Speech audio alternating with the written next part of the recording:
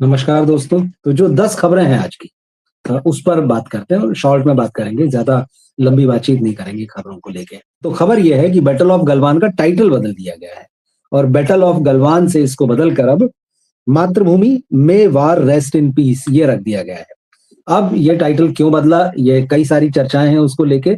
क्या वाक़ई फ़िल्म को कोई क्रिएटिव वजह थी जिसकी वजह से ये टाइटल बदला है या कोई फिर पॉलिटिकल वजह है? तो चर्चाएँ बहुत सारी हैं। अब तो सलमान खान जो इस फ़िल्म के प्रोड्यूसर हैं, इस फ़िल्म के लीड एक्टर हैं, वही बता सकते हैं। लेकिन इनके डायरेक्टर जो हैं उनका बयान ज़रूर आया है अपूर्व लखिया का, और उन्होंने कहा कि भाई अचानक नहीं बदला गया है ये टाइटल, कुछ बात है। हालाँकि अभी उन्होंने ये नहीं कहा कि क्या बात है। उन्होंने कहा ओवरनाइट डिसीज़न नहीं है। और अपूर्व लखिया ने बताया कि इस फ़िल्म के शुरू में ही हमने 2 टाइटल रजिस्टर कराए थे, बैटल ऑफ गलवान और दूसरा मातृभूमि। अब मातृभूमि नाम से ये फ़िल्म आएगी। लेकिन सवाल यह है कि ये टाइटल क्यों बदला गया? अपूर्व लखिया के हिसाब से भाई अब इस कहानी को, जो कि 2020 में इंडिया और चाइना के बीच में जो गलवान में झड़प हुई थी, उसी की कहानी है ये। लेकिन जब फ़िल्म का टीज़र आया था तो चीन ने जिस तरह से आपत्ति जताई थी, और 2020 से लेकर 2026 तक इंडिया और चाइना के रिलेशन जो हैं काफ़ी सुधार आ चुका है उनमें। तो अब ये देखते हुए, और चीन ने भी विरोध जताया था जब टीज़र आया था कि भाई तथ्यात्मक गड़बड़ियाँ इस फ़िल्म में होंगी और दोनों देशों के संबंधों के लिए अच्छा नहीं है। 2 बार जो हमारे रक्षा मंत्री हैं राजनाथ सिंह, उनसे सलमान खान की मुलाकात की खबरें आ चुकी पिछले 1 आध सवा साल में। तो होते-होते अब ये हुआ है कि सलमान ने इस फ़िल्म का टाइटल बदल दिया है। तो अब ये मातृभूमि मे वार रेस्ट इन पीस से पीस के नाम से आएगी ये फ़िल्म, और इसमें अब काफ़ी कुछ बदलाव होने जा रहे हैं। मैंने एक वीडियो भी किया था 2 दिन पहले, उसमें आपको बताया था, जो डिस्ट्रीब्यूटर्स हैं, उन्होंने भी खरीदने से मना कर दी थी कि इतनी खराब बनी है। सलमान खान का जो मार्केट या जो समय चल रहा है वो आप जानते ही हैं। तो देखते हैं अब क्या-क्या बदलाव होंगे, क्योंकि सरकार जो है जिस तरह से इनडायरेक्टली बात समझ में आ रही है कि वो चाहती होगी कि भाई चीन के साथ संबंध हमारे अब नहीं खराब होना चाहिए। तो सलमान ने उनकी बात को माना। अब कितना चलेगी ये फ़िल्म टाइटल बदलने के बाद में, या कुछ और सीन इसमें शूट किए जा रहे हैं, इसको थोड़ा फैमिली ड्रामा बनाया जा रहा है, इसमें इमोशंस डाले जा रहे हैं, और क्योंकि अब युद्ध के खिलाफ ये फ़िल्म मैसेज देगी, तो किस तरह से देगी, क्या देगी, चीन का नाम होगा कि नहीं होगा, काफ़ी कुछ चीज़ें अब जब पता चलेंगी जब फ़िल्म रिलीज़ होगी।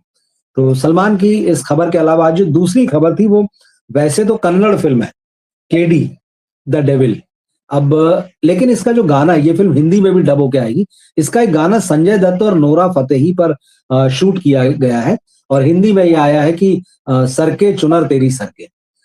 इस गाने का जो स्टैन्ज़ा है, वो इतना अश्लीलता से भरा हुआ है कि मतलब अगर आप सुनेंगे तो आपको लगेगा कि क्या ये राइटिंग का लेवल आ चुका है हिंदी में, हिंदी गानों में। मतलब हिंदी गानों का भी जो है अब लगभग 100 साल का इतिहास है, आप समझ लीजिए। लेकिन इस तरह के गाने, इतनी अश्लीलता, इतना द्विअर्थी तो मतलब आप पूरी तरह से अश्लील, और उसपे नोरा फ़तेही डांस कर रही हैं। गाना जो है सर के चुनर है, वो सर के चुनर की बजाय पूरा ही पल्लू जो है वो नीचे डाल दे रही हैं, वो सारी चीज़ें। लेकिन इसके जो वर्डिंग्स है बहुत ही गंदे हैं, सोशल मीडिया में इनका ज़बरदस्त विरोध हो रहा है। तो ये ऐसा गाना है ना जिसको आप परिवार के साथ बैठकर सुन सकते हैं और ना आप देख सकते हैं। तो बात ओटीटी की होती कि ओटीटी में जो है वो अश्लीलता फैलाई जा रही है। अब ओटीटी का ये है कि भाई लोग अपना देख लेते हैं अकेले-अकेले व्यूइंग, लेकिन थिएटर में जो फ़िल्म आने वाली है या जो गाना बजता है और जो नहीं चाहता उसके कानों में भी पड़ता है। तो अब कौन सभ्य व्यक्ति होगा, कौन सभ्य परिवार होगा जो इस तरह के गाने को देखेगा और सुनेगा? तो फ़िल्म बॉलीवुड की नहीं है, लेकिन क्योंकि हिंदी में डब होके आएगी, तो इसकी चर्चा हो रही है, और आज दिन भर जो है सोशल मीडिया में जमकर इस गाने की खिंचाई होती रही। संजय दत्त इसमें नज़र आएँगे, नोरा फ़तेही नज़र आएँगी। सर के चुनर तेरी सर के, अब ये शुरुआत की लाइन है, लेकिन जैसे ही गाना स्टैन्ज़ा में जाता है, तो अगर आप सुनेंगे तो आप भी माथा पकड़ लेंगे कि यार इतनी गंदगी, इतनी अश्लीलता। तो ये एक खबर है। तीसरी खबर जो है वो धुरंधर से, धुरंधर की 3-4 खबरें हैं यहाँ पर। धुरंधर जब रिलीज़ हुई थी 5 दिसंबर को, तो उसने जो किया वो तो ठीक है। बहुत सारे पाकिस्तानी रेफरेंसेस उसमें आए थे, गाने आए थे। एक गाना आया था, हवा हवा ए हवा, हसन जहांगीर का ये गाना। 80s में खूब चला था ये गाना, और जिन लोगों ने 80s का वो दौर देखा है, कैसेट आया करते थे, तो उस वक़्त इस गाने का कितना क्रेज़ था, और हसन जहांगीर के लिए लोग जो है बिल्कुल इंडिया में भी, पाकिस्तान छोड़िए, इंडिया में और वर्ल्ड वाइड जहां जहां हिंदी गाने सुने जाते हैं, लोग दीवाने हो गए थे। तो हसन जहांगीर के इस गाने हवा हवा का इस्तेमाल जो है धुरंधर में भी हुआ है। तो एक सोशल मीडिया में क्लिप चल रही है, हसन जहांगीर पाकिस्तान के एक चैनल पर बैठे हुए बात कर रहे हैं, तो वहां एंकर ने उनसे पूछा कि भाई आपको इस गाने का कुछ पैसा वैसा मिला कि नहीं मिला? तो उन्होंने कहा कि हाँ, मुझे इस गाने के लिए बाकायदा मेरी इजाजत ली गई और इस गाने को इजाजत लेकर इस्तेमाल किया गया। और उन्होंने कहा कि मुझे $50,000 इस गाने की जो उनका गाना इस्तेमाल किया उसके लिए मिले। अब $50,000 जो है इंडियन करेंसी में आज की तारीख में लगभग 46 लाख रुपए होता है। और अगर पाकिस्तानी करेंसी की बात करें तो 1,40,00,000 रुपए होता है। तो लगभग 40 साल बाद हसन जहांगीर से पूछा गया कि भाई ये गाना कितने साल पुराना है? तो उन्होंने कहा कि बस मुझसे 2 साल छोटा है। मतलब उन्होंने कहा कि भाई 40 साल का ये गाना है, और जब वो 2 साल छोटा है कह रहे थे, तो अपनी उम्र जो है वो कम बता रहे थे। तो ऐसा तो नहीं कि वो 2 साल के थे और तब उन्होंने गाना बनाया था, मगर उन्होंने मजाक में यही जवाब दिया अपनी उम्र भी छुपाते हुए। अब सवाल ये है कि पाकिस्तानी सिंगर्स तो यहाँ बैन है, लेकिन अब लोग ये सवाल उठा रहे हैं कि जब ठीक है आपने पाकिस्तान का प्रेमाइसिस दिखाया, वहां का गाना लिया, वहां की कहानी दिखा रहे हैं एटमॉस्फेयर के लिए, अब यह है कि पैसा भी दिया गया है। तो इसको लेकर लोग अपने अपने तरीके से सोच रहे हैं, लेकिन मुझे लगता है ये अच्छी बात है। अगर आपने किसी की क्रिएटिविटी का इस्तेमाल किया है अपने सिनेमा में, नाटक में, राइटिंग में, किसी भी फॉर्म में, तो आपको उसको पे करना चाहिए। तो हसन जहांगीर को अच्छी खासी रकम मिली है, और पाकिस्तान के हिसाब से तो करोड़ों में मिला है पैसा, पाकिस्तान की जो करेंसी है। अब धुरंधर 2 को लेके एक खबर आ रही है, स्पॉइलर भी कह सकते हैं इसको। काफी दिनों से चर्चा थी कि यामी गौतम भी इस फिल्म में नजर आएंगी, आतिश धर जो डायरेक्टर है उनकी वाइफ। तो ये था कि ये सिर्फ अफवाहें हैं या इसकी कंफर्मेशन तो इसका हुआ नहीं, लेकिन अब ये खबर निकल कर आ रही है कि फिल्म के जो एंड क्रेडिट्स होते हैं उसका एक स्क्रीनशॉट वायरल हो गया है, और उस स्क्रीनशॉट में यामी गौतम का नाम YD नाम से लिखा गया है, और ब्रैकेट में लिखा गया है कि डॉक्टर हैं वो। तो अब वो देखना पड़ेगा कि भाई यामी गौतम जो है किस तरह से डॉक्टर के रूप में नजर आएंगी, क्या कैरेक्टर है। तो एक तरीके से ये फिल्म, जबकि 18 को इसका पेड प्रीव्यू शो है, 19 को रिलीज हो रही सबके लिए, तो क्या रोल है यामी का वो देखेंगे। मगर ये बात अब लगभग कंफर्म है कि यामी गौतम जो है वो अपने हस्बैंड की फिल्म के अंदर एक छोटा सा कैमियो रोल जो है वो करती नजर आएंगी। धुरंधर 2 से जुड़ी हुई एक और खबर आज दिन भर से चल रही थी। आप खबर कह लीजिए उसको, या फिर आप बज कह लीजिए, जो PR जो बज फैलाता है अक्सर उसको लेकर। तो वो बज ये चल रही कि क्या धुरंधर 3 का क्या धुरंधर 3 भी बनेगी, क्योंकि 2 तो चलिए अब एकदम पीक पर है सारा मामला। तो अब ये कहा गया कि कुछ लोगों का कहना है कि ये सही है। फिल्म के जो प्रोड्यूसर है जियो स्टूडियोज, उन्होंने आदित्य धर से कहा है कि भाई और हर कोई जो है मार्केट में जो फिल्म चल रही होती है उस आइडिया को भुना के आगे ले जाना चाहता है, ये सीक्वल्स का दौर है। तो खबरें ये भी आ रही हैं कि जी स्टूडियोज ने आदित्य धर से कहा है कि भाई आप धुरंधर 3 लिखिए और उसका अनाउंसमेंट धुरंधर 2 में कर दीजिए। तो अब जैसे धुरंधर जब आई थी तो उसके एंड क्रेडिट्स के बाद में सेकेंड पार्ट की कुछ झलकियां दिखा दी गई थी, तो अब सब क्रेजी हो गए उसके लिए, अच्छा 2 आने वाला है। तो अब जियो स्टूडियो ने रिक्वेस्ट किया आदित्य धर से कि भाई आप 3, जैसा उन्होंने कहा भी होगा कि कुछ आइडिया है दिमाग में, तो वो कह रहे हैं कि आप अनाउंस कर दीजिए इस फिल्म को, और सेकंड जो पार्ट जो आने वाला है उसमें कुछ हिस्से, कुछ ऐसे सीन क्रिएट करके जोड़ दिए जाएं, ऐसे विजुअल्स जोड़े जाएं, चाहे वो ग्राफिक्स ही हो, जिससे लोगों को, ये दर्शकों को लगे कि भाई 3 आने वाला है और 3 अनाउंस हो गया है। लेकिन कहा यह जा रहा है कि आदित्य धर कहीं ना कहीं उन्होंने अभी इस मामले में फाइनली अपना मन बनाया नहीं है। एक तो ये खबर की बात है, दूसरा ये चल रहा है इसी के साथ में कि ये खबर नहीं बल्कि एक PR बज है। एक फिल्म को प्रमोट करने के लिए, उसके लिए हाइप क्रिएट करने के लिए बॉलीवुड जो है तमाम तरह की खबरें मार्केट में डालता है, जिससे कि लोगों का क्रेज जो है उस फिल्म के लिए बड़े पैदा हो। तो लोगों को अभी से बताया जाए कि अच्छा इसका पार्ट 3 भी आने वाला है, तो वो 2 भी देखने जाएंगी। और वैसे तो जितने लोगों ने धुरंधर देखी है, मुझे नहीं लगता कि शायद ही कोई होगा जो इस फिल्म का 3rd पार्ट देखने के लिए नहीं जाएगा। तो देखते हैं अब ये खबर पार्ट 3 की जो है कितनी सच है, कितनी झूठ है, सिर्फ हवा हवाई है। तो जब 2 रिलीज होगी और जब उसका द एंड आएगा, जो एंड क्रेडिट्स आएंगे, उसमें क्लियर हो जाएगा कि पार्ट 3 बनने जा रहा है या नहीं बनने जा रहा है। जो नेक्स्ट खबर है वो अक्षय कुमार की फिल्म भूत बंगला, जिसका की ट्रेलर जो है हमको धुरंधर 2 में दिखने वाला है, ये खबर आ चुकी है। अब इसका टीजर जब 2-3 दिन पहले रिलीज हुआ था तो जैसी चाहिए वैसी बज़ क्रिएट नहीं कर सका। और उसके बाद से ये खबरें अब मीडिया में इंडस्ट्री के सोर्सेज़ के हवाले से आ रही हैं कि इस बज़ को लेके अक्षय कुमार, वो इस फ़िल्म के प्रोड्यूसर भी हैं, लेकिन फ़िल्म की जो मेन प्रोड्यूसर हैं, एकता कपूर, इन दोनों के बीच जो है काफ़ी ठन गई है। दोनों के बीच में ट्रेलर रिलीज़ होने के बाद की रात को फ़ोन पर कुछ हॉट टॉक्स हुई हैं और उसकी वजह ये है कि एकता कपूर को ये ट्रेलर देखकर लगा कि इसने जैसी बज़ क्रिएट करनी चाहिए थी, वैसी बज़ क्रिएट नहीं की है। तो एकता का ये मानना था कि भाई एक तो ट्रेलर टीज़र जो है वो ठीक ढंग से नहीं कटा है और उसके अलावा उन्होंने जो मार्केटिंग प्लान बनाए होंगे, जब पहला ही स्टेप गलत हो गया, तो इसका मतलब है कि आगे वाले स्टेप्स में समझ जाना चाहिए। तो खबरें ये कह रही है कि भाई अक्षय और उनके बीच में इस बात को लेके काफ़ी तना-तनी हुई कि भाई अब इस फ़िल्म के आने वाले जो ट्रेलर रिलीज़ होना है या जो और भी हिस्से रिलीज़ होंगे गाने वगैरह, वो एकता कपूर अपने एक फ़ेवरेट डायरेक्टर से एडिट कराना चाहती हैं। और अक्षय कुमार इसके लिए तैयार नहीं। उसकी वजह ये है कि वो बहुत सारी मिन्नतें करके प्रियदर्शन को वापस लेके आए हैं। प्रियदर्शन उनके फ़ेवरेट डायरेक्टर्स में से हैं और दोनों लगभग 14 साल बाद वापस लौट रहे हैं। तो वो चाहते हैं कि भाई अक्षय चाहते हैं कि भाई प्रियन मतलब प्रियदर्शन ने जैसे बनाई हैं चीज़ें, पूरा सुपरविज़न उन्हीं का है, पूरा डायरेक्शन उन्हीं का है, तो ना तो फ़िल्म में छेड़छाड़ हो किसी भी तरह की, एडिटिंग के लेवल पे, अब शूटिंग के लेवल पे तो हो नहीं सकती है, तो ना एडिटिंग के लेवल पे हो, ना टीज़र ट्रेलर के लेवल पे, किसी भी लेवल पे ना हो। और मार्केटिंग का भी उसी तरीके से जिस तरह से उन लोगों ने डिसाइड कर रखा है पहले से, वो प्लान अप्लाई होना चाहिए। मगर एकता कपूर जो है कहीं न कहीं इस बात से डिसएग्री करती नज़र आ रही हैं कि टीज़र में मामला जो है काफ़ी गड़बड़ाया है। तो देखते हैं इससे जुड़ी नेक्स्ट खबर क्या आती है। अक्षय से ही जुड़ी एक और खबर ये है कि उन्होंने गोलमाल 5 में एंट्री कर ली है। रोहित शेट्टी की फ़िल्म, अब गोलमाल 5वीं फ़िल्म बनने जा रही है, आप सोचिए। तो इसका एक अनाउंसमेंट टीज़र रिलीज़ हुआ। उसमें अजय देवगन, अरशद वारसी, शर्मन जोशी, तुषार कपूर, ये लोग सब नज़र आ रहे हैं। इसी जो टीज़र है अनाउंसमेंट का, इसमें अक्षय कुमार भी आकर जुड़ते हैं इन लोगों के साथ में। और ख़ास बात ये है कि अगर आपने ये टीज़र ना देखा होगा अनाउंसमेंट का, तो आप देखिएगा अक्षय कुमार एकदम डिफरेंट लुक में है। डिफरेंट लुक मतलब जो है वो बाल्ड नज़र आ रहे हैं, गंजे नज़र आ रहे हैं। वैसे पहला मौका नहीं है जब अक्षय कुमार गंजे नज़र आएँगे। आपको उनका बहुत फ़ेमस गाना याद होगा, बाला ओ बाला, उसमें भी वो गंजे दिखे थे। तो एक बार फिर से गंजे नज़र आएँगे और अक्षय कुमार इस फ़िल्म में सिर्फ़ कैमियो नहीं करने जा रहे हैं। कुछ दिन पहले ही ये खबर आई थी कि उन्होंने 18 दिन दिए हैं रोहित शेट्टी को इस फ़िल्म के लिए।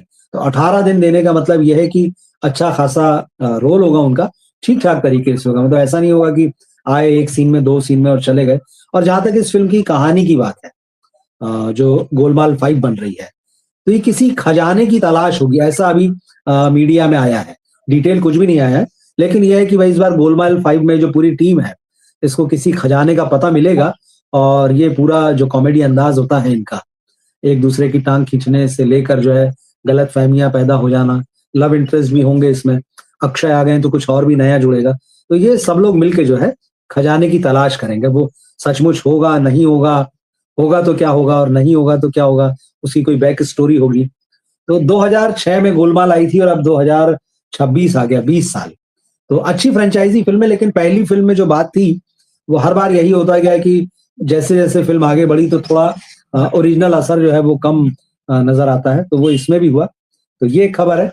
आज की एक और इम्पोर्टेंट खबर जो है वो धर्मेंद्र साहब से जुड़ी हुई है। धर्म जी लास्ट ईयर हमारे बीच नहीं रह गए थे, तो वैसे तो लोग उन्हें याद करते ही हैं, मगर आज सुबह सबने देखा अमेरिका में जब रात थी, मतलब ऑस्कर अवार्ड्स जो है वो बँटे वहाँ पे।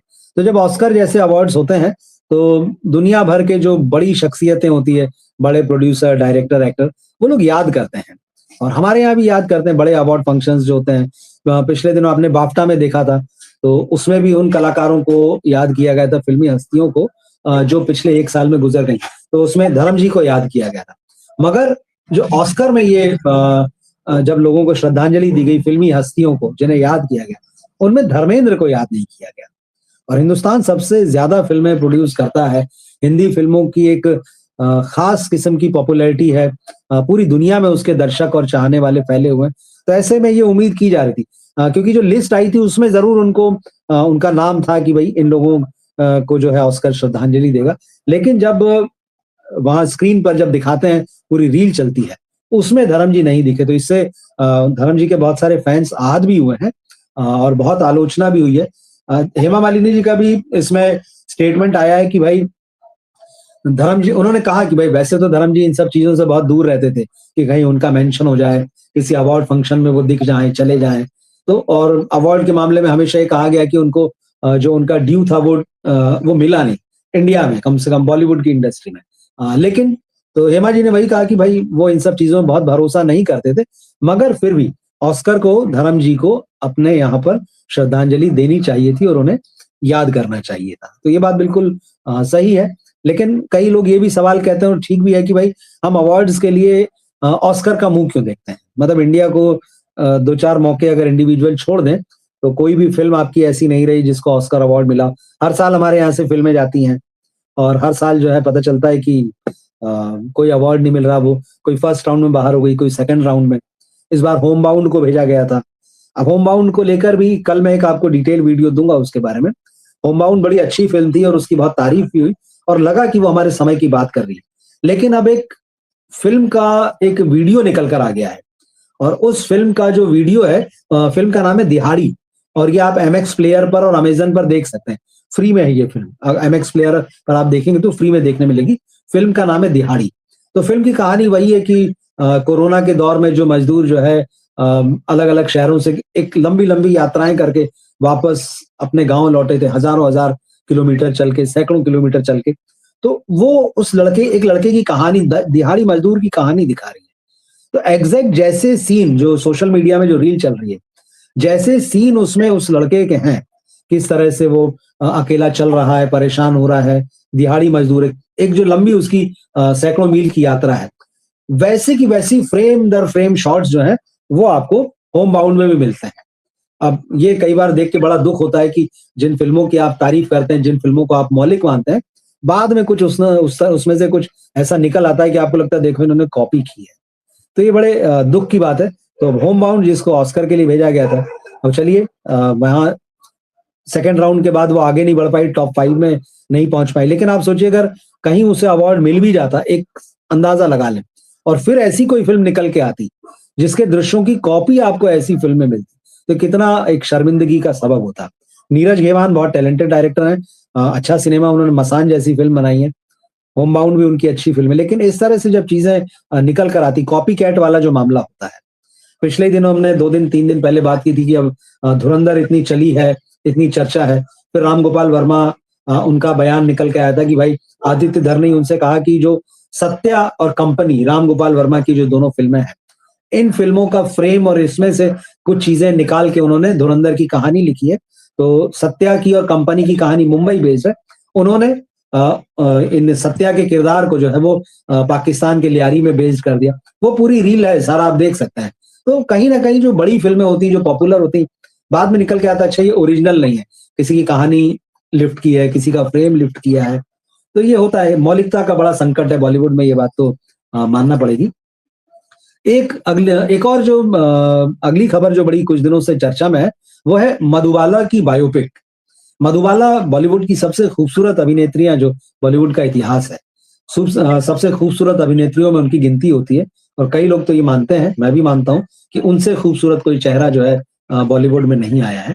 तो अब उनकी बायोपिक के लिए इनका नाम आया, क्या बोलते हैं, तृप्ति डिमरी का नाम आया पहले, उससे पहले कियारा आडवाणी का नाम आया, रिजेक्ट हो गई कि नहीं ये लोग नहीं है। फिर अनीत पड्डा का नाम आया और बहुत चर्चा चली कि अनीत पड्डा जो है वो मधुबाला की बायोपिक कर रही हैं। मगर फिर ये हुआ कि भाई यशराज फिल्म्स ने ये बाकायदा अनाउंस किया कि वो उन्होंने कोई फ़िल्म साइन नहीं की है और वो ये फ़िल्म नहीं कर रही। यशराज फिल्म्स जो अनीत पड्डा का काम देख रहा है। उसके बाद अब ये चर्चा चल रही है कि साई पल्लवी मधुबाला की बायोपिक में नज़र आएँगी। अब साई पल्लवी जो है वो सीता के रूप में रामायण में नज़र आने वाली रणबीर कपूर के साथ में, और उनकी एक और फ़िल्म जो है, एक दिन 1 मई को रिलीज़ होगी और जुनैद खान के साथ नज़र आएँगी, वो आमिर खान के बेटे। तो ये लव स्टोरी होगी। तो अब साई पल्लवी साउथ में तो उनका बड़ा नाम है, बड़ा टैलेंट है, लेकिन क्या वो मधुबाला की जगह स्क्रीन पर ले सकेंगी? चर्चा चल रही है। हालाँकि कई लोग जो अगर आप भी जैसे आप जानते ही होंगे कि साई पल्लवी कौन है, क्या है, तो बहुत सारे लोगों का कहना है कि वो किसी भी रूप से मधुबाला के रोल में तो फिट नहीं दिख सकती हैं। मैंने एक सर्वे अपने यहाँ पोस्ट किया था चैनल पे, तो उसमें लोगों से पूछा था कि कौन एक्ट्रेस, तो बहुत सारे लोगों ने ये जवाब दिया कि भाई कुछ साल पहले बनी होती तो माधुरी दीक्षित से बढ़िया कोई चेहरा नहीं था जो मधुबाला का रोल पर्दे पर प्ले कर सके। लेकिन आज की तारीख में मैक्सिमम लोगों को लगता है कि ऐसी कोई एक्ट्रेस नहीं है। हालांकि कई लोग अनीत पड्डा के नाम पर सहमत हैं, फ्रेश है, नया टैलेंट है, फ्रेश ब्यूटी है, लेकिन साई पल्लवी का नाम बहुत सारे लोगों के गले नहीं उतर रहा है। एक और खबर जो है, आज की आखिरी खबर हम इसको कहेंगे, ये जो है, एक सेकंड रुकिए, श्रेया घोषाल को लेकर है। बॉलीवुड में म्यूजिक की जो स्थिति वो अब किसी से छुपी नहीं है, और अरिजीत सिंह ने पिछले दिनों कह दिया था कि भाई बॉलीवुड के जो पार्श्व गायन होता है, उसको जो प्लेबैक सिंगिंग, उसको उन्होंने टाटा बाई बाई कह दिया और कहा कि भाई मैं सिर्फ फिल्मों का म्यूजिक बनाऊंगा और गाऊंगा नहीं। हालांकि आमिर खान ने उनसे एक दिन में गवा लिया है, जो उनके बेटे की फिल्म है, वो गए थे कलकत्ता और काफी रिक्वेस्ट वगैरह करके, मगर अरिजीत सिंह जो है अलविदा कह चुके हैं। अब अरिजीत सिंह के बाद में श्रेया घोषाल ने भी कुछ इसी तरह की बात कही है, उनको मेलोडी क्वीन कहा जाता है आज के समय की। तो श्रेया घोषाल ने भी कहा है कि भाई उनको भी ऐसा महसूस होता है कि ब्रेक ले लेना चाहिए फिल्म इंडस्ट्री के जो गाने हैं, ये जो प्लेबैक सिंगिंग है उससे। हालांकि श्रेया जो है 20 से ज्यादा भाषाओं में फिल्मों में गाने गा चुकी हैं, लेकिन उनका कहना है कि भाई जिस तरह का माहौल कह लीजिए या जो भी चीजें फिल्म इंडस्ट्री में है, तो कभी कभी ये लगता है कि भाई ब्रेक लेना चाहिए। और उन्होंने कहा कि भाई अरिजीत सिंह ने जो फैसला लिया है वो बड़ा बहादुरी वाला है, उसके लिए जो है बड़ी हिम्मत चाहिए। तो फिल्म इंडस्ट्री की स्थितियां देखिए यहाँ तक आ गई हैं कि जो सिंगर्स हैं वो अब गाना भी नहीं गाना चाहते हैं। और जिस गाने की मैंने आपसे बात की है आज, जो केडी द डेविल में जो गाना है, सर के चुनर तेरी सर के, मतलब उस गाने को अगर आप सुन लेंगे तो आपको हिंदी गानों का जो पतन है उस पर बड़ा शौक होगा। मैं कहूंगा यार इस लेवल तक आ गए हैं गाने, द्विअर्थी भी नहीं, मतलब बिल्कुल सीधे सीधे, मतलब इतने गंदे और इतने भोंडे शब्द हैं वो कि मैं क्या बताऊं। मैंने उस गाने को सुना तो मुझे बड़ी हैरानी हुई कि मतलब इस तरह क्या इसको गाना कहेंगे। गाना तो वो होता है मतलब जो सुनने के बाद में आपके कानों को अच्छा लगे, जिसको सुन के आपका दिल खुश हो जाए, ना कि ऐसा हो कि वो आपके दिल में जो है जुगुप्सा का भाव जगाए, कुछ गंदे इशारों की तरह मालूम पड़े। ये गाना जो है बहुत ही खराब लगा है।